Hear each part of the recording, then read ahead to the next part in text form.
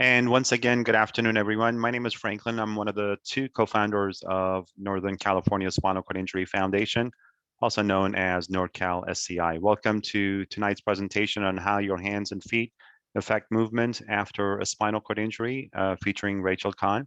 As usual, just a couple of housekeeping items that I want to go over with everyone. So you all have been muted, and that way we could eliminate any background distractions. We will have a Q&A session at the end, and if you have any questions that you wish to pose to Rachel, I will ask you to feed them to me through your Zoom sort of page. There's a chat feature that you could feed any kind of questions you may have. Number two, these presentations, as always, are presented to you thanks to a grant that we have received from the Christopher and Dana Reeve Foundation. So we're grateful to them for their generosity. And finally, as always, we are recording these presentations, and that way, if you need to jump off at any time, or if those of you that were not able to join us tonight, we will have the recording in your inboxes first thing tomorrow morning.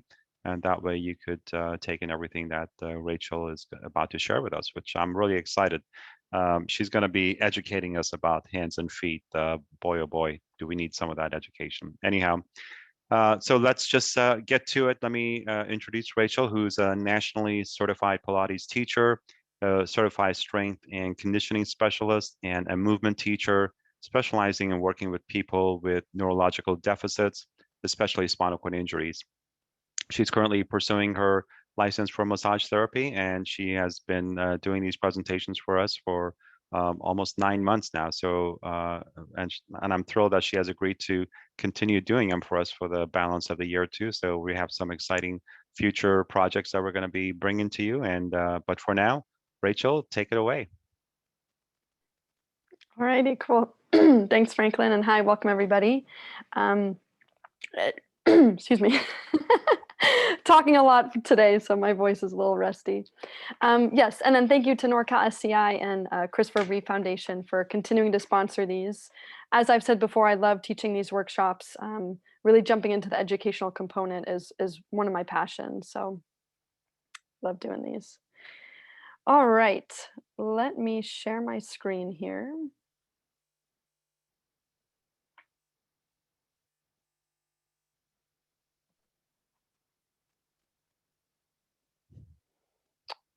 Okay, great. So we're talking about the hands and the feet today. I love the feet. I also love the hands. I really love the feet. But just kind of as a precursor for today, so just because we've got so many people with a whole array of abilities on the call tonight and then watching the recorded version, just keeping in mind that typically how I'll work through this and how I'll work through the movement portion of today is I'll start small. So for folks who maybe don't have as much grip strength, that's where we're going to start. And then the exercises will get a little bit more intense for those of you that have movement, more strength, more grip strength in your hands. So pick and choose what works best for you, but I'll be speaking to hopefully most, if not all, of the abilities on this call for tonight. All right. So why are the hands and feet so important? So if you've ever watched a baby or an infant, you'll notice how explorative they are with their hands and feet. They're putting their hands into and their mouth. So they're putting their hands into their mouth, they're putting their feet into the mouth. It's basically when we first come into this world, it's how we're interacting with the world. Quite literally, physically, spiritually, emotionally. We're grabbing things, we're sensing things, we're feeling different textures, we're putting them into our mouths because our mouths have so many different kinds of receptors in there as well. So it's really our way of first connecting with the world, and then as we get older and into adulthood, it still is our way of connecting and sensing to the world. We just lose this either with injury or as we age, or any other diagnosis injuries that come into play there. Okay, so our brain loves our hands and our feet. I'm going to talk about that in our later slide, but really that's one of the biggest takeaways tonight. The real estate that our brain, quite literally, like the amount of room that our brain uses for our hands and feet is quite large compared to all of the other parts of our body. So it's something to pay attention to. It really helps with proprioception, and I'm going to get into that as well. But proprioception is your body's ability to know where your limbs and your body are in time and space. And then bringing a little bit of Eastern medicine here. So I'm actually currently taking an acupressure and a shiatsu class. I'm in massage school right now to get my massage license. I'm also in a reflexology class. It just so happened that all of those classes fell into the month of April. By the way, April is Foot Awareness Month. So again, another reason why I wanted to do this workshop now. But one of the things that we are learning and that I'll continue to learn is how we've got meridians that start and end in the hands and start and end in the feet. And I've got a photo for that I'll show you in a few slides. And then our hands and feet also help ground us. So again, not just physically, but in all of the ways. So when we can learn to do movements and exercises where we're a little bit more grounded or where we're holding on to something, the proprioception is better, our brain likes it, and our body likes it, and it can translate into movement. And I'll talk more about that as well. Okay, so starting with a few fun facts about the hands and the feet. Our hands have 27 bones and 27 joints, and over 34 muscles, and over 17,000 nerve receptors in each hand. Just as a comparison here, our whole shoulder, our shoulder complex, has only 4 joints and roughly 8 muscles that cross those joints. Okay, so the hands and the feet are very, very complex and intricate structures. Likewise, we've got 33 joints for the feet. Let's see, 28 bones, 20 muscles, oops, and then over 7,000 nerve receptors in each foot. We typically see pre-injury, pre-spinal cord injury, the hands obviously seem more mobile than the feet. However, the structure of the feet and the structure of the hands is so similar that for the most part, everything that you are able to do with your hands, you should technically be able to do with your feet. If you've ever seen any of those really wild videos where there's somebody who is painting with their feet, writing with their feet, driving with their feet, we have the ability to do that. We just either lose it by constricting our feet or we lose it with something like a spinal cord injury. So complex structures that we want to pay attention to for all of the joints and all of the nerve endings. Okay, our brain absolutely loves our hands and feet. So we have a part of our brain. So if I were wearing a headband, it falls right about here. It's called the precentral gyrus. And it's your primary motor cortex of the brain, meaning that is the part of your brain that controls all of your body movements. Just behind it, if I had a headband, just behind it, that's the postcentral gyrus. And that's your primary somatosensory cortex. Fancy words that just mean that's the part of the brain that senses everything. That's what's receiving all of your body's sensory input. Your brain synthesizes it and makes a decision, and then it creates a motor output. And I'll show you that in the next slide. So these two photos here, this is something called a sensory and a motor homunculus.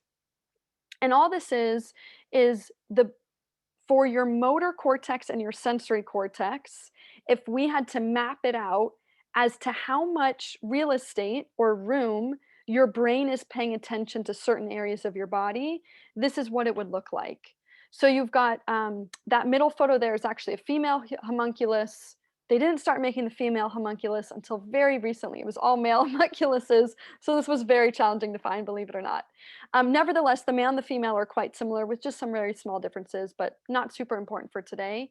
And then the photo on the left is the male homunculus for sensory and motor. So looking at that, it's pretty obvious. We're looking at really three main places. The hands, which are huge, they take up 1/3 of your sensory and your motor cortex. 1/3 of that space is dedicated to just your hands. 1/3 is dedicated to your mouth, your pharynx, your throat, your tongue, because we talk, we swallow, we breathe, all of that. So we need a good amount just to handle this part of our body. And then the last part of the body, which isn't as big on these homunculuses, but there are some other images out there where the feet are actually quite larger. And the feet is that third area that is really important. So we have to remember here, and I've talked about this in some of my previous workshops when I was teaching on the visual and the vestibular system, that the brain works in three very simplified ways. It receives sensory input, it makes a decision, and then it creates a motor output. So when it comes to things like proprioception in our brain, movement in our body is information. So the more information that your brain has about your body, the better you can sense and therefore organize that movement.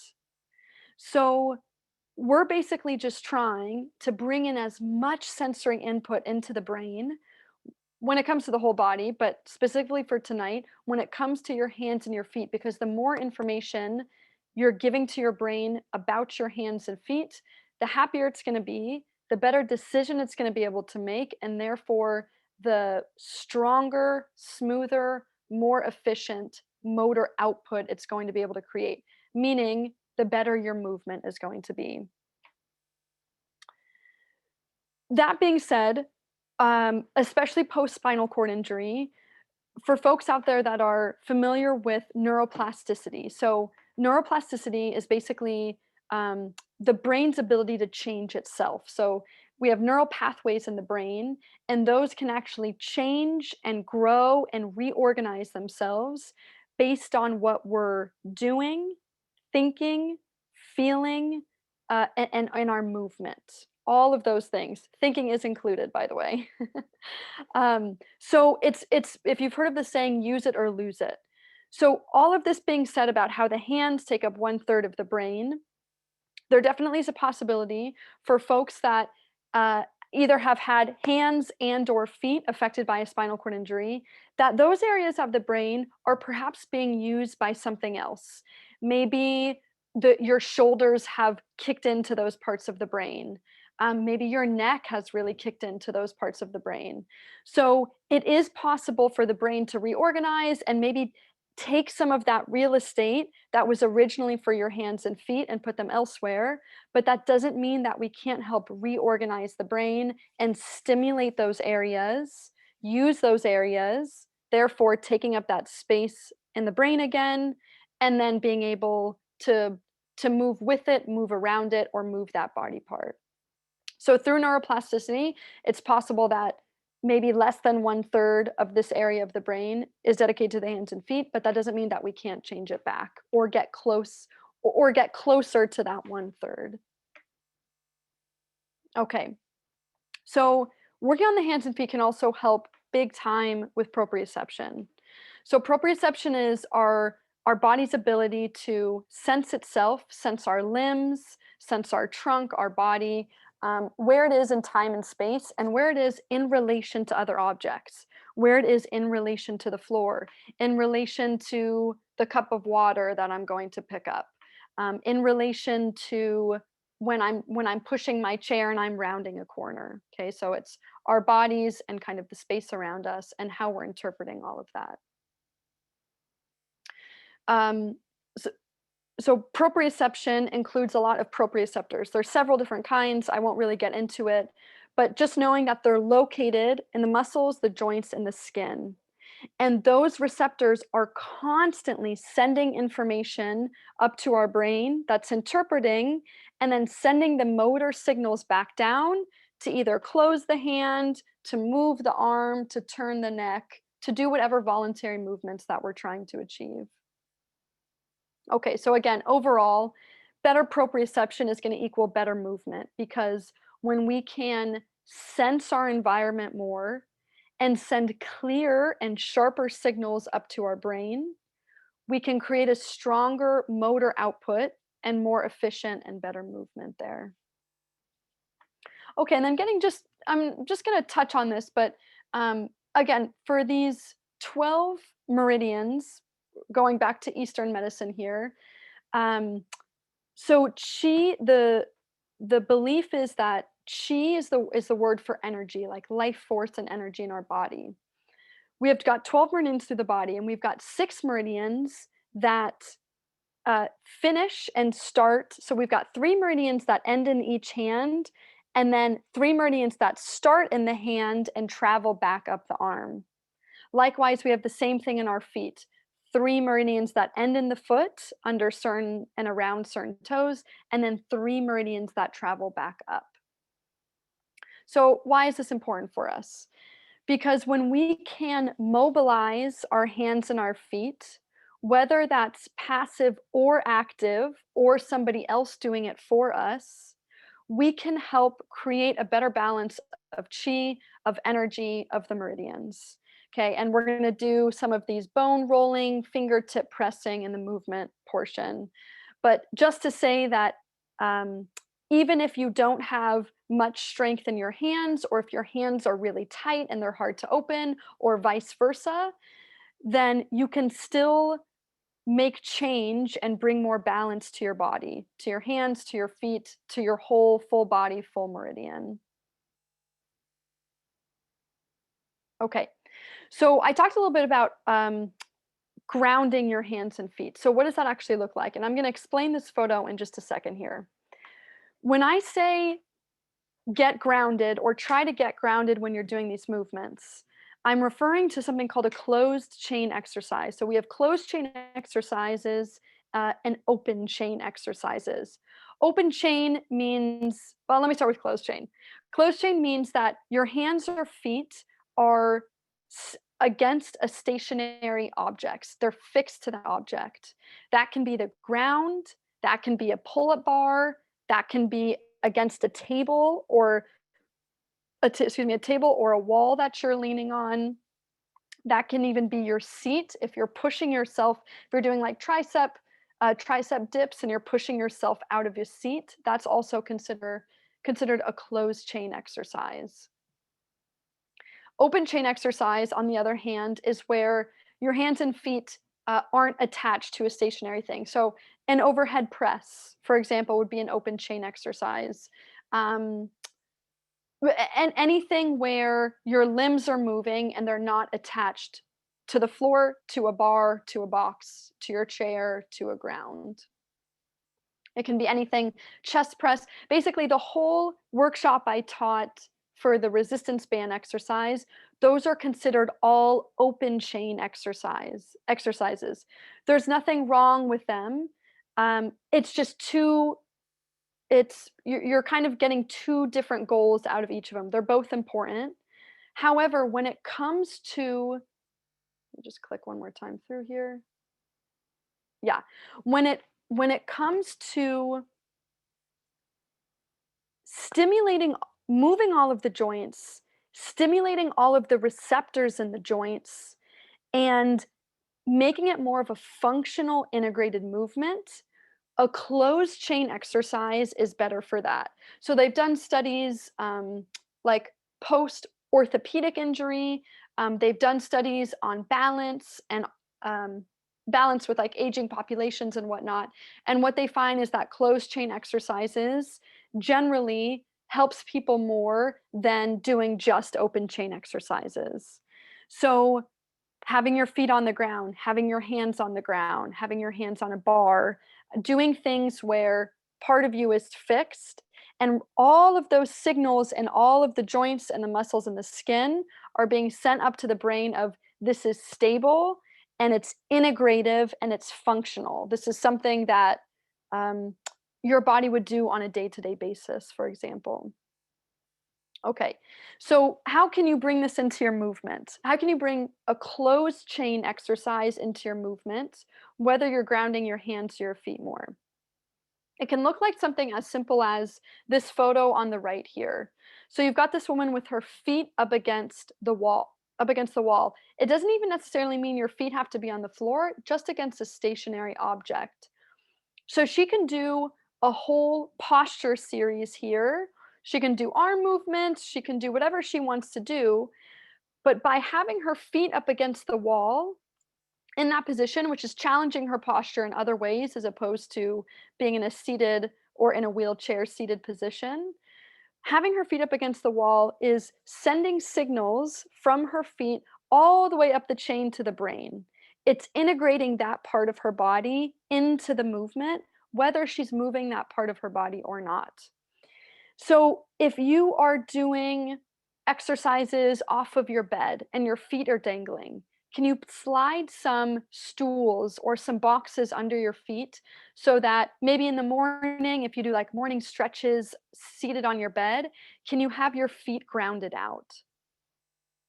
Likewise, what movements can you bring into your home program or your morning routine where you're using a closed chain exercise? Maybe you're on the floor and you roll onto your stomach and you prop yourself up on your elbows and you do some sternum drops, which I've taught in some of my other workshops, or you do some kneeling or quadruped push ups with your hands on the floor. So, just ways to incorporate um, this closed chain exercise to help with joint compression, to help with joint stabilization, really, really important for joint stabilization, to bring that into your program more so that your brain can really start integrating not just some of these open chain exercises, but more of the functional, integrative, closed chain exercises.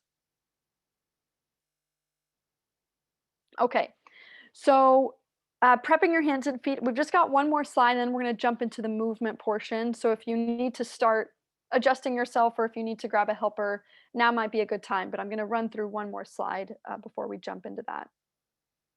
Okay, so how can we bring all of this information into movement and how can this help our movement?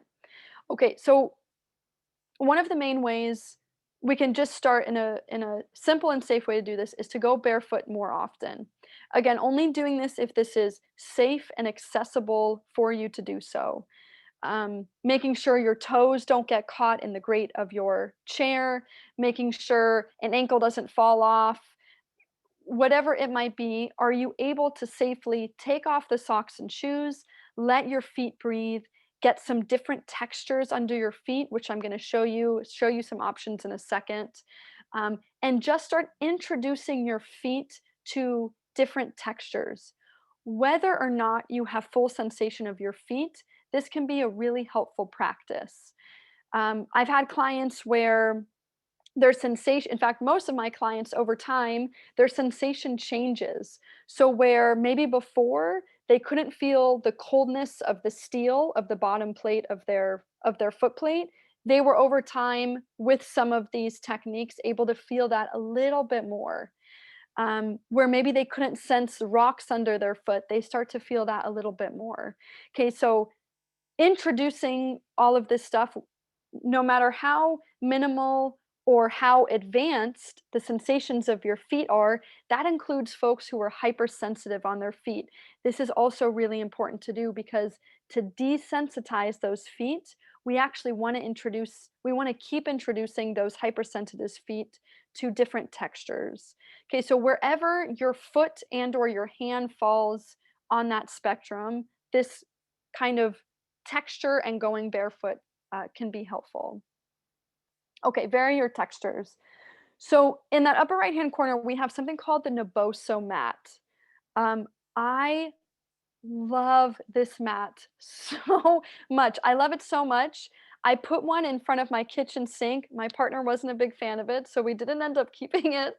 But it's one of those things that if you have even minimal sensation on your hands and feet, it can really be a game changer. So how this technology works is they're targeting a very specific mechanoreceptor in the bottom of your feet by using, and I don't know if you can tell on that photo, but there's these tiny little plastic bumps all across that mat.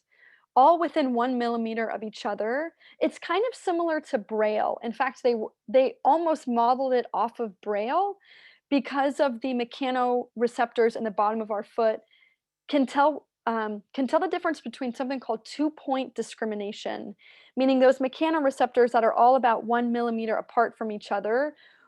We're basically giving all of those receptors something to think about. Instead of a nice flat surface like a normal yoga mat or a wooden floor or your metal foot plate or cement, this is trying to stimulate every single one of those mechanoreceptors on the bottom of your foot. Again, how does that translate? It goes up to the brain, and we hope that that can create better sensory input, better motor output. And then also and by the way, Naboso also sells, what do you call them? Foot insoles that you can slip into the bottom of your shoe. Well, I've worked with 1 or 2 people, ambulatory folks that put these in and said it really made a significant difference in their balance and their proprioception. Um, so something to look into if you're interested. If you're not interested and it is a little on the pricey side, I think this mat is $110. If this is a little too much for you, I'm going to give you some other options. Likewise, that bottom photo, I just wanted to give you an example of what it might look like. You know, it's a nice sunny Saturday, you're getting outside. Are you able to safely put your feet onto these wooden plates? What might that feel like? Are you able to safely put your feet onto the rocks to the right of the wooden plates? What might that feel like? Can you get your feet in some grass? Can you get your feet in some plants and some sand? Okay, so the more textures you're introducing your feet to, the happier your feet are going to be. Oh, and then let me actually just show you. So, okay, what my partner did let me keep around. I have this in front of my bathroom sink, and it's a rock. I cut it in half. Well, I cut it in quarters actually, and I'm just gonna hold this up in my thing. And these are meant to stimulate real rocks. So you can see it's pretty aggressive. I sometimes have to put a towel over these rocks because it's a little bit too much feet, especially in the morning when my feet are cold. Okay, but just another option here. I also have a rock tray. Okay, I just bought this tray. You know, it's one of those things you'd throw your shoes on. Picked up some rocks from outside. I've got big rocks, small rocks, rocks of different textures, and you could do anything you want. And these are just loose rocks on a tray here of different sizes, textures, variations. And that's something as simple as taking your socks and shoes off while you're on your phone, your computer, and resting your feet on those rocks, you know, on the couch, scooting forward off of your chair. How can you incorporate into your daily life so it's not annoying? It's something that you can kind of stack on. Likewise, where was I going with that? If you're ambulatory, are you able to stand? Maybe you stand up to brush your teeth and you're standing on your rock tray. Okay, so just some ideas to introduce different textures into your life. Okay, using compression socks or massage. If you're getting swelling in anywhere below the knee, it could be the calf, it could be the ankle, it could be down into the foot. For folks that have used compression socks before, they're very challenging to get on, but they work really, really well in keeping that fluid in the bottom of your legs and feet moving. Okay, so we're trying to push that stagnation and that fluid up and out to go back up to your heart so that fluid isn't sitting in your feet. And remember, swelling is a form of creating a cast.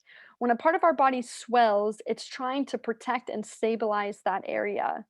So again, assuming that for example, like your ankle is swollen, but there's not an acute injury there, it's okay to push that swelling up and out because then we can mobilize the ankle a little bit more.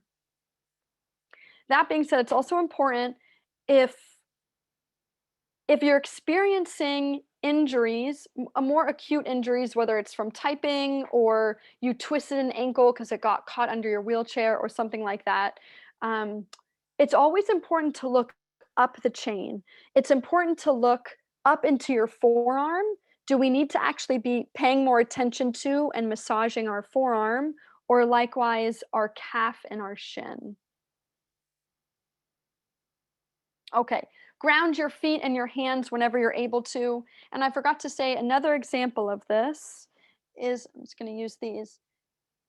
I talked a lot about grounding your feet, but to ground your hands, you can use something like, you can, and I usually have a rolled up pair of, oh, here.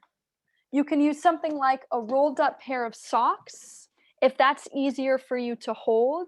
If grip strength is kind of challenging for you, you can use any kind of a ball. But when we can incorporate, or a weight, if you're doing some functional strength training and you're using weights, but if you're just rolling around on the ground or you're doing your morning stretches, try doing them holding something in your hands, because the biofeedback coming from your hands going up to your brain is going to hopefully help with some of that movement, some of your stretching, your reaching, your opening, whatever it is that you're doing. I forgot to mention that on the previous slide. Okay, mobilize and move the joints through a full range of motion. You've heard me say this 100 times at this point, but we're really talking about the hands and the feet now. So how can we, all 33 and 28 of those joints in the hands and the feet, how can we mobilize those to bring more sensory input up to the brain? And we'll be going through that in a second. Yes, and then and then I mentioned this earlier. So giving some love up the chain. If you're experiencing some pinchiness, some tightness, whatever it is, you've been on the computer all day and you're just experiencing some pain, discomfort in the hand, can we look up the chain? Can we look at the forearm? Can we massage that area? And I'll be showing a little bit of that as well.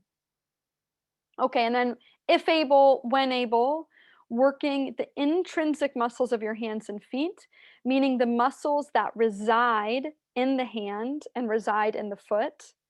And the extrinsic muscles are muscles that maybe start higher up the body and attach down into the hand. How can I use my forearm muscles? Well, that's where grip strength comes in.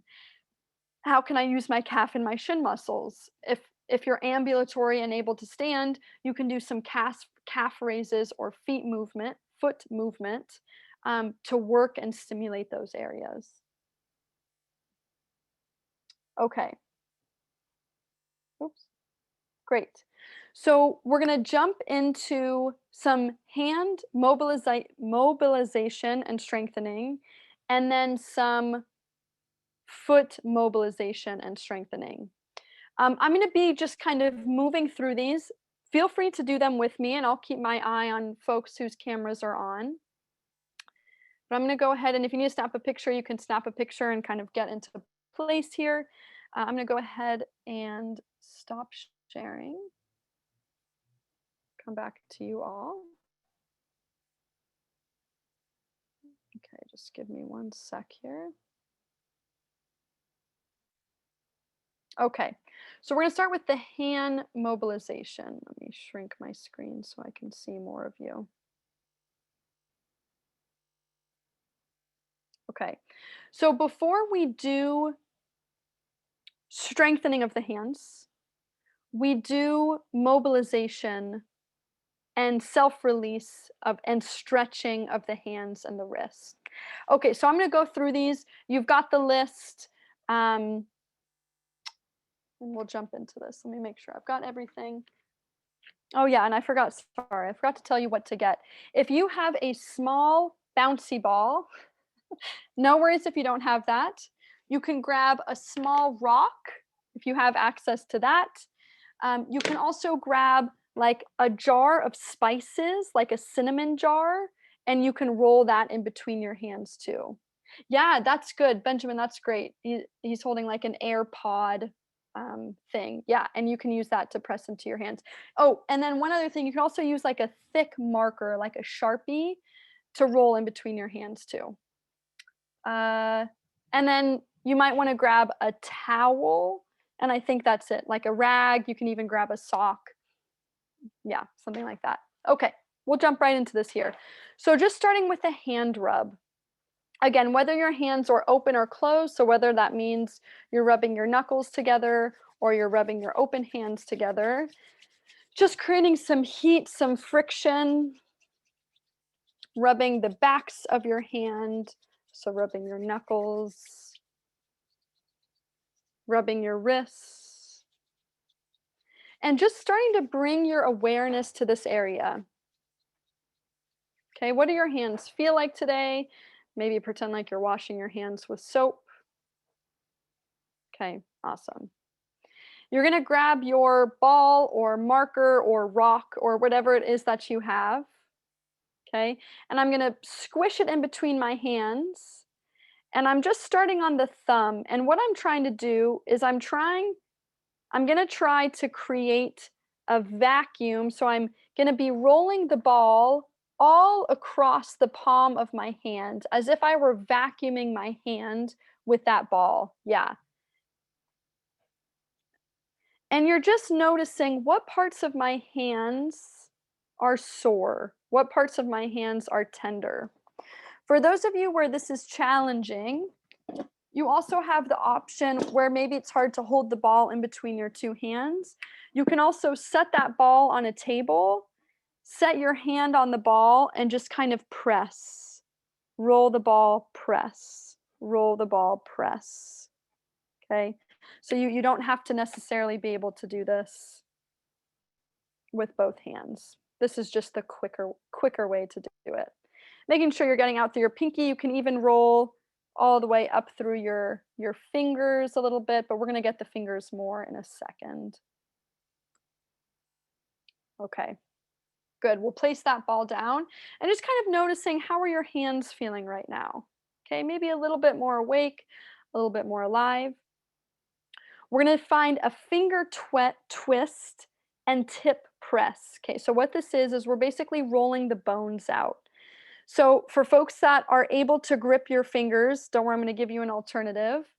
You're going to grab your thumb, you're going to twist it like a bottle cap, maybe 6 or so times back and forth.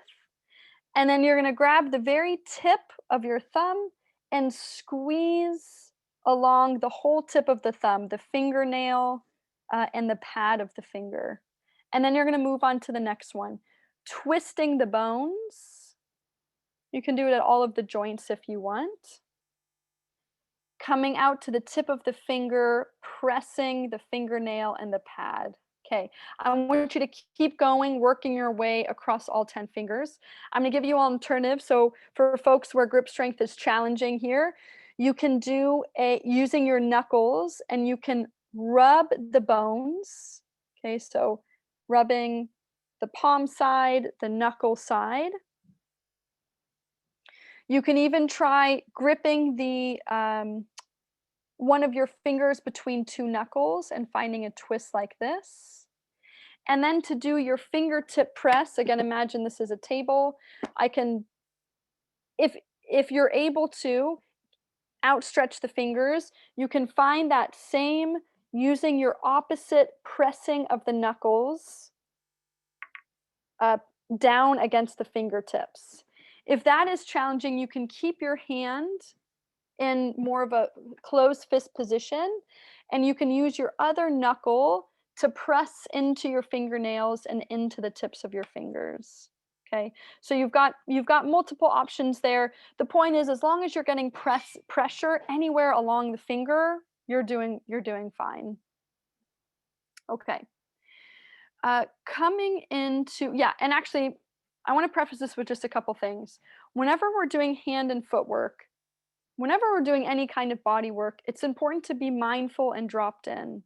But it's really important to be extra mindful when we're doing hand and foot work, because these are areas, especially for a lot of folks out there, where maybe the sensation is dulled, if not completely gone for you.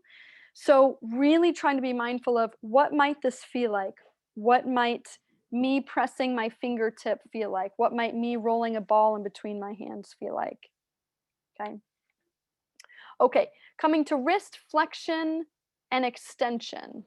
Okay, so that will just look like, so I'm going to show,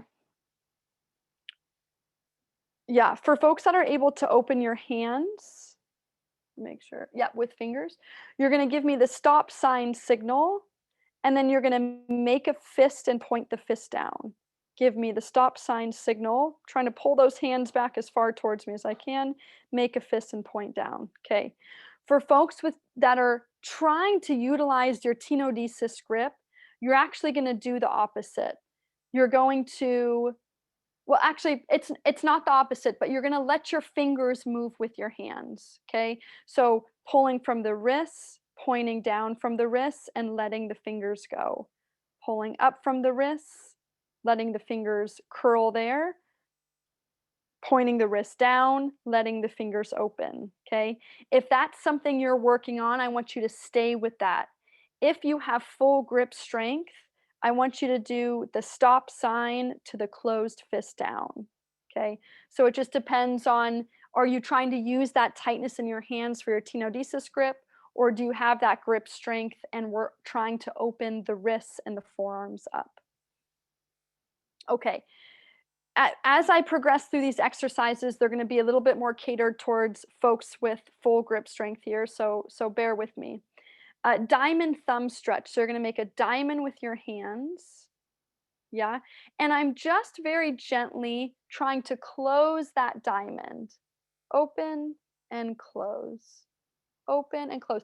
I'm just going for a gentle stretch here. Don't overdo it. I've overdone it before and it doesn't feel very good. My thumb was hurting me for a few days. We're just keeping some of that flexibility in the thumb. Yeah, good. Go ahead and give the hands a shake. Okay, making a fist, doing a few fist rolls here. Yeah, your hand doesn't have to be in a fist. This can be for anybody. Just doing a few wrist circles. And then you would switch directions. Okay, and then lastly, interlacing your fingers and finding what I call the interlaced finger wave, moving from one side to the next and then back the other way. With all of these movements, you would be spending more time with them. I'm just quickly running through, doing a few repetitions each. Okay, moving on to more strengthening based. Slide my screen over. Okay, great. Uh, we actually, you know what? We already did one of these. The stop sign to the fist point down. That's your wrist flexion and extension. This can be used as a stretch and as a strengthening exercise. You'll tell it's a strengthening exercise because if you do it enough, um, you'll start to feel your forearms working here. If you're using somebody to assist you right now, that person assisting you is going to be doing exactly what I'm doing. They're just taking your hand through that. They'd be helping you open, helping you close. Okay, so the assister is helping your hand move for you, but you're trying your best to move with them, to stay really mindful, and to do that movement yourself as well. Okay, next one, DJ spins. Okay, so you're going to channel your inner DJ here. And without moving your forearms, you're just moving your wrists side to side. Yeah. Make sure that your elbows are down at your side and elbows are at a 90-degree angle. That's it. Yeah. So can we have the hands parallel with the forearms? So not here, but here. There we go. There we go. That's better. Yeah, yeah. Nice, everybody. Likewise, we can do circles, keeping the hands open and just circling around. Yeah, and that's isolating more of your extrinsic muscles, some muscles on the inside and the outside of your arm. Okay, waves through the fingers. So you're gonna make sure I'm doing this right. Yeah, so you're gonna, as if your hands, maybe I'll give you more of a side profile, as if you had a wave going through your hand. arching, curling, spreading, arching, curling, spreading. The goal here is to make that sequenced, make it smooth. Yeah, if you did 40 of these, would your forearms and your hands be screaming at you? Probably, right? Okay, so you might not feel it in the first few reps, but you'll start to feel it if you were to keep going. Open, close. This is a really good place to start. Again, if you're using somebody who's assisting you, then they'd be helping you open the fingers, they'd be helping you make a fist. In fact, I was doing this today with one of my clients, and I was just cueing her, open, close, open, close. Yeah. Doing it to music might make it more exciting. Okay, alligator and cat. Okay, so alligator is this one. So closing the hands, keeping the fingers straight. Yeah, and then cat is like a cat claw. Yeah, alligator and cat. Alligator, cat, alligator, cat. Yeah. If you have somebody assisting you with this, this might be harder to get to copy where you're really bending at the joints, especially if you have stiff hands. You're just trying to get as close to this one as possible. This is working more of your lumbricals. It's one of your intrinsic hand muscles. Okay, next one is towel slides. This is a really good one for folks if you're unable to do the alligator cat on your own. You can have an assister helping you. So I'm gonna go like this. You'd have your hand flat on a table, and I'm scooping and pulling that towel into me. Scoop and pull. You're working the same muscles we just did with alligator, but it might be easier for those of you that have a helper with you. This one might be easier to copy as opposed to the alligator cat. Okay, next one is water flicks. Get that water off of your hands. Okay, so flicking from the thumb and the fingers. So my thumb holds my four fingers and then I flick. And you're trying to make that powerful. And if you're able to, you're trying to make that quick. Yeah, awesome. Looking at my list. Opposition, excuse me. So working your way.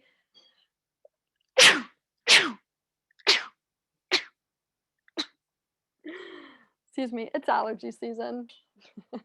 Okay, working your way, pointer to thumb, middle to thumb, ring to thumb, pinky to thumb, and working your way down. You can go as slow as you need to here. If you have someone assisting you, they would be helping you open and close.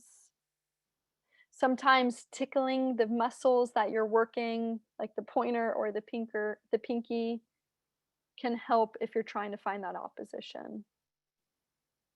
Okay. And then lastly, this one's a bit more advanced, but practicing grip strength. Okay, so for folks that are able to hold weights or something like that, any exercise you're doing with weights is practicing grip strength, especially if you're holding those weights down by your side. Okay, so you can just simply do a weight hold. You can do 100 things, 100 different exercises with those weights. But how long can you hold the weights? Can you hold the weights for a full 10 minutes and get through a full 10-minute workout holding a heavier set of weights? That is really working your grip strength. Just as a reminder for grip strength, our grip strength comes from our last 3 fingers, and it travels up the pinky side of our arm, up kind of through tricep and lat. Okay, so when we're talking about one of our myofascial meridians, it's called your back arm line. That's your grip strength arm line. Okay, so you can even do something called pistol grip, where you're holding a weight with just your last 3 fingers, and that's again really going to be strengthening that area. Okay, we're gonna get through this, everybody. Don't worry. We're gonna move on to foot mobilization and strengthening. We might go a few minutes over, but that's okay. Okay, let me reposition. This is gonna look very similar to the hands. Remember, these structures are really, really similar. Let's see. Okay, that should work. Oh, you know what? Actually, wait, I'm sorry. I'm gonna start up here. We're gonna start up here. I'm gonna pull the leg up. Okay, so we're just gonna start with a foot rub. Again, whether you're doing this or you've got someone assisting you, just like we did with the hands. Make sure you don't touch your face after we do this part of the class. Okay, so just giving the foot a nice rub. You don't need lotion. You're just saying hello to your foot. When was the last time you gave your foot a foot rub? Okay. Moving into a toe twist and tip press. This is exactly like we did with our fingers. You're rolling out each toe and then you're squishing the tip of the toe.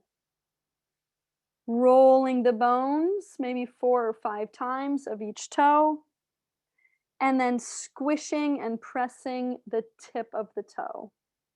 Okay? And you would work your way all the way through all 10 toes. For time purposes, I'm going to leave it at that, but that is a really good one to help wake you up in the morning also. Ball roll on bottom of the foot.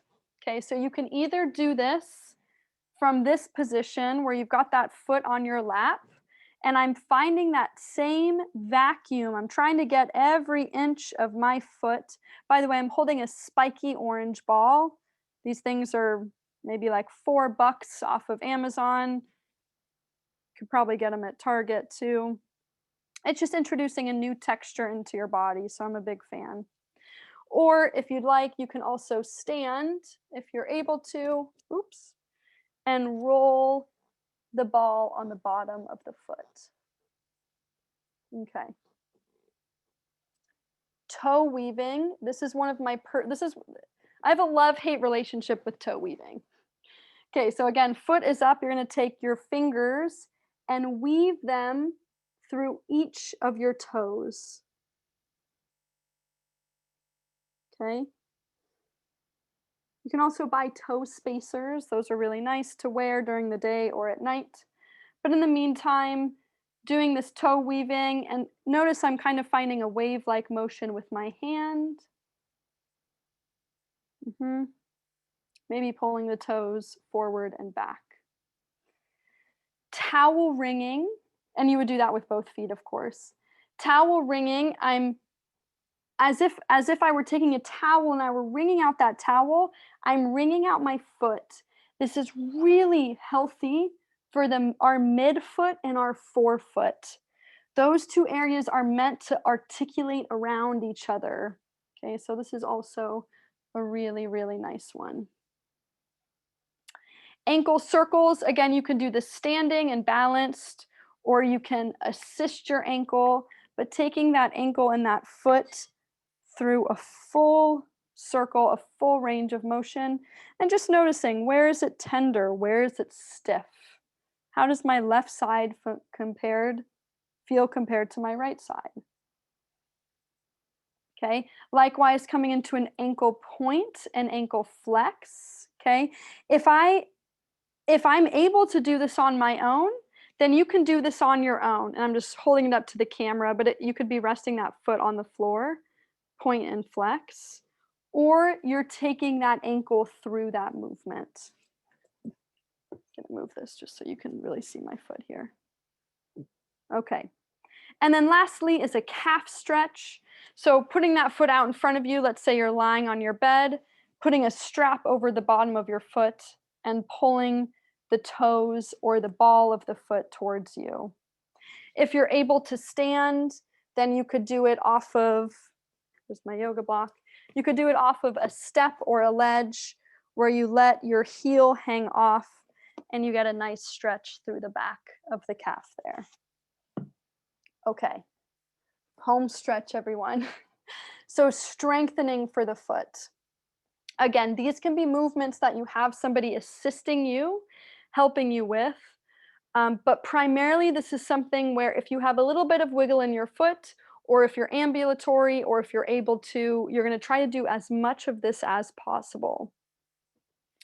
Okay, point curl and flex spread. So I'm going to leave this down now.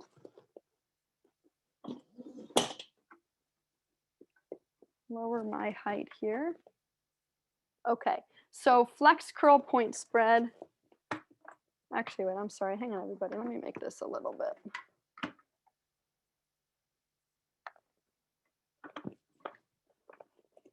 Okay, so foot out in front of you. Again, you can be standing or seated. I'm just going to show you these seated.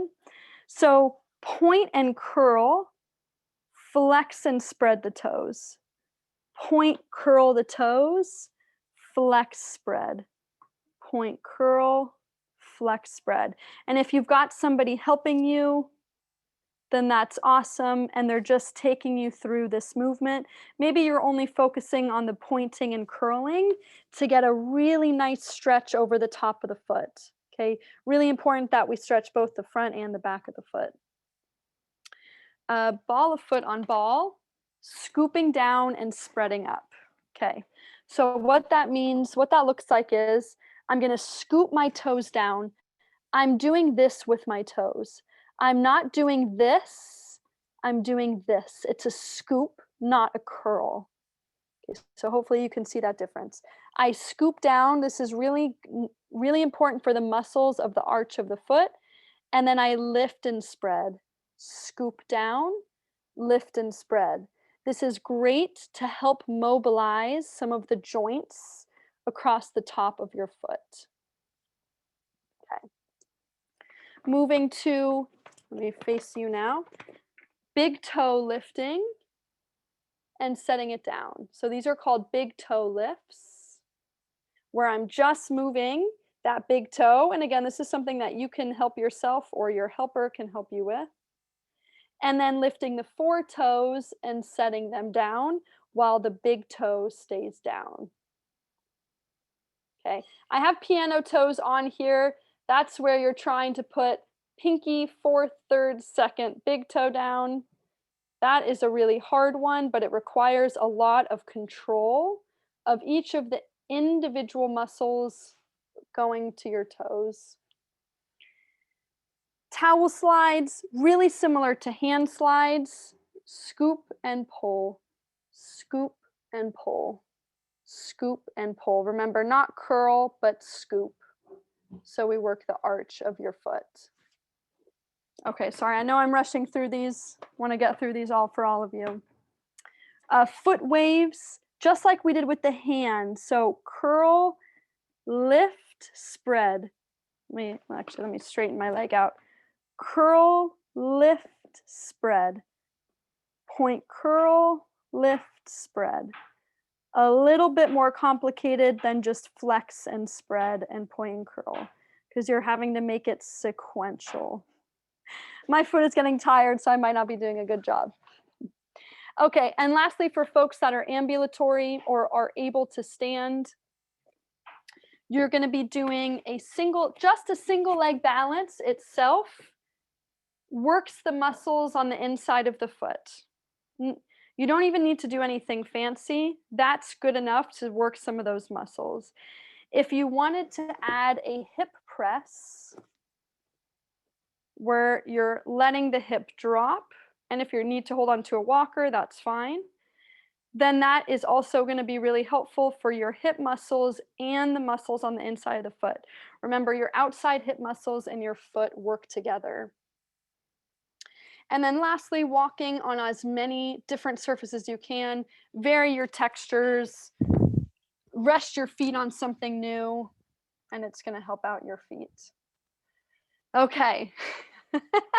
Sorry to rush through all of those, everybody. I wanted to squeeze those in, but I hope that's helpful. Get your feet moving, get your hands moving, and your brain is going to be happy. Great. Thank you, Rachel. We had a few requests of having access to that slide that has all the different sort of movements, and maybe you could feed that to me later on, and then I'll include it with the email that that we'll send out to everyone. Totally. Yeah, I can do That'll be that. great. Yeah. Okay, ready for a few questions? Yeah, let's do it. Okay, is using a hand cycle an open to closed chain exercise? Great question. It's open chain because your hands are moving. So it's good that your hands are on something. So you're getting feedback from your hands to your brain, but it is considered an open chain. Okay. Next question. I am 24 years post-injury, quadriplegic. I feel that my toes and my fingers are close to rock hard in terms of, I think, the stiffness. How should I start since it'll be kind of difficult to do a lot of these movements? Yeah. I would start, I'm just going to share this actually one more time. I would start with, can you see this, Franklin? Yes, yeah, it's Okay. coming, it's loading up. Yeah, it's loading. I would start with the things in the mobilization stretching box. So the hand rub, the ball release, and just getting it into areas or pressing onto a hard surface and just starting to open those areas up. You might have someone that you would need to help you open up your fingers. You could even like set your fingers on your thigh or on a table and try to open up, or against your knee and try to open up in that way. But anything in the blue box for your hands and the blue box for your feet, on the upper part of that blue box is going to be a good way to start. You're introducing new sensory input and you're just trying to release and wake up some of those muscles and soft tissue and connective tissue in there. Okay, very good. All right, next we actually had a suggestion from someone who regarding regarding compression socks. So he says, although pricey, the athletic compression socks sold at REI or sporting goods stores are easier to put on and take off and work really well for controlling swelling. They do last for quite a while, though, to offset the cash outlay because they were a little bit pricey. So thanks, Mhm. Steve, for that suggestion. Yeah, that's great. Yeah. All right, next question. Again, a quadriplegic, anytime that I touch my foot or have someone rub it, I break out into spasms. Any way of sort of breaking that so that I could sort of feel some relaxation? Yeah, sometimes it's helpful to start instead of jumping right in, especially the bottom of the foot that's so sensitive. Maybe that person can start on the ankle. This area is much less sensitive and much less innervated. Start on the shin, the ankle, start on the top of the foot. Start with a broad and a firm touch or stroke. Like squeezing, that kind of stuff. The pokier it is, the more that foot is going to jump back. So start higher, start broader, start firm, and then start to work your way into the bottom of the foot. And that should hopefully help. And then just keep touching it over and over every day. Try to get as much touch to that foot as you can. Okay, next question. I'm not sure if you are going to be able to answer this question. Will foot exercises help with phantom pain? Um, they can. They can. Um, Again, it's just like that whole idea of sensory input, the brain trying to figure out signals that are there, not there. What are the signals telling me? What do I want to do with those signals? How am I interpreting them? Are they what we call a threat? Um, it's worth a shot, right? I mean, this kind of stuff. Although sometimes it can increase some of that. It sometimes can increase like those signals being sent to your brain.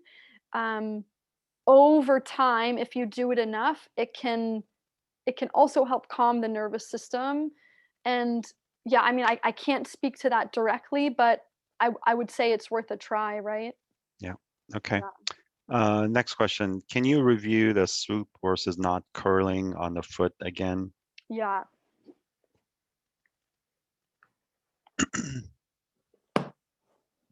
Okay. So this is a scoop. Notice that I'm doing basically this. This is a curl. where I'm curling my toes under, okay? When we're doing most of these exercises, we want to focus on the scoop because it targets these muscles of the arch. A curl isn't bad. It's just slightly cheating when we're targeting that specific area. Okay. Yeah. Next question. Can you use a tennis ball versus a softball? Absolutely, yeah. In fact, I meant to say that. A tennis ball is a great alternative. A lacrosse ball, a squishy ball. Yeah, tennis ball is great. Okay. And last question, not sure what this person means. They're asking if a pool is a good option, like in the swimming pool. Oh, yes. Yes. I love pool therapy for hands and feet, especially for the hands. You can even do this in a bathtub. You get your hands in some warm bath or pool water, and that's your hand workout. That water is resistance. You can do all of these exercises in water, and you've just added resistance to all of these movements. Anything where you're scooping, pulling, it gets your core involved, oh my gosh, yeah. That's Yeah, great. big time. All right, good. Yeah. All right, those are all the questions that we have for tonight, Rachel. Thank you so much. And thank you everyone for tuning in. As I mentioned, we'll have the recording of this session in your inboxes tomorrow, and I'll ask Rachel to send that slide as well. And we'll get that out to you folks in the morning. So thanks again to the Christopher and Dana Reeve Foundation for providing us with the grant that make these presentations possible. And thanks to you again, Rachel. You continue to amaze me with these topics and how they encompass all different parts and areas of the body that we just sort of take for granted and that we don't think we could really do much with. But as you demonstrated tonight, there's a lot that can be done with our hands and feet. So thank you again. Good night, everyone. And we'll be seeing you next month for Rachel's next presentation. Thank you, Rachel. All right, awesome. Thanks, everybody. Have a great Bye-bye. night.